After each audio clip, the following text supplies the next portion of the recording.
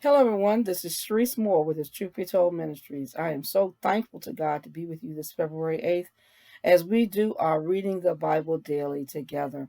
This morning we are in 2 Samuel 8, and on yesterday we read 2 Samuel 7, and we saw that David had a prayer to the Lord where he magnified God for the things that the Lord has done and about him being God of the covenant.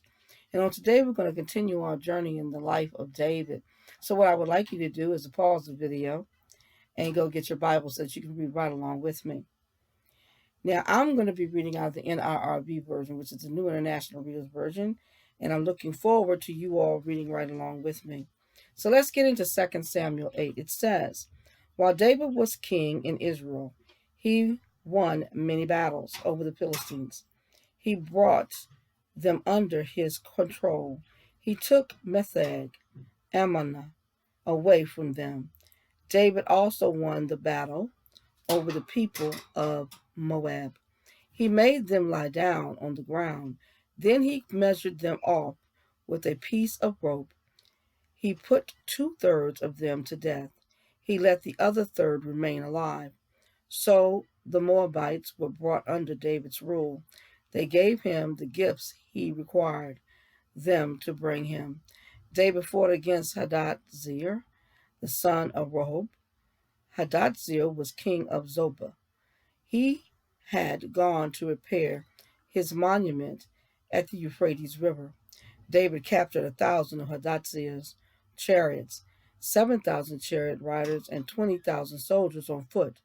He cut the legs of all but 100 of the chariot horses. The Armenians of Damascus came to help Hadad-Zir and the king of Zobah, but David struck down 22 of them. He stationed some soldiers in the Armenian kingdom of Damascus. The purpose of Aram, the people of Aram, were brought under his rule. They gave him the gifts he required them to bring him. The Lord helped David win his battle everywhere he went. David took the gold shields that belonged to the officers of Hadad-Zir. He brought the shields of Jerusalem. He took a huge amount of bronze from Teba-Barathi. Those towns belonged to Hadad-Zir. Tul, the king of Hamath, he heard that David had won the battle over the entire army of Hadad-Zir. So Tul sent his son Joram to King David to King David. Joram greeted David. He praised,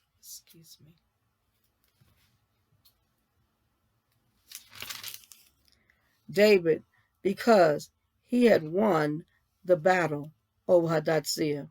Hadad-Zir had been at war with Tul. So Joram brought with him gifts made out of silver and gold and of bronze. King David set those gifts apart from the Lord, for the Lord. He had done the same thing with the silver and gold he had taken from the other nations. Those were nations he had brought under his control. Those nations were Edom, Moab, Ammon, Philistia, and Amalek.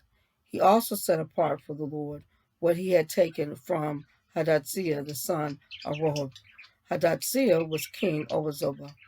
David returned after he had struck down 18,000 men of Edom in the valley of Salt. He became famous for doing it. He stationed some soldiers all through Edom. The whole nation of Edom was brought under David's rule. The Lord helped him win his battles everywhere he went. David ruled over the whole nation of Israel. He did what was fair and right for all his people. Joab, the son of Zeruiah, was commander over the army. Jehoshaphat, the son of Ehud, kept the records. Zadok, the son of Ahitub, was a priest. Ahimelech, the son of Abthar, was also a priest.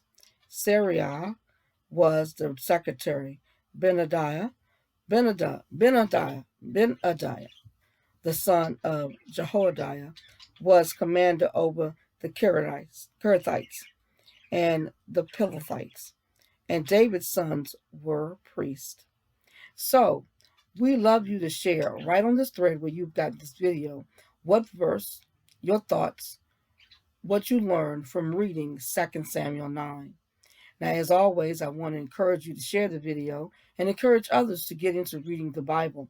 It's a wonderful 3-year plan. You read one chapter a day, and before you know it, in 3 years, you will have read through the Bible.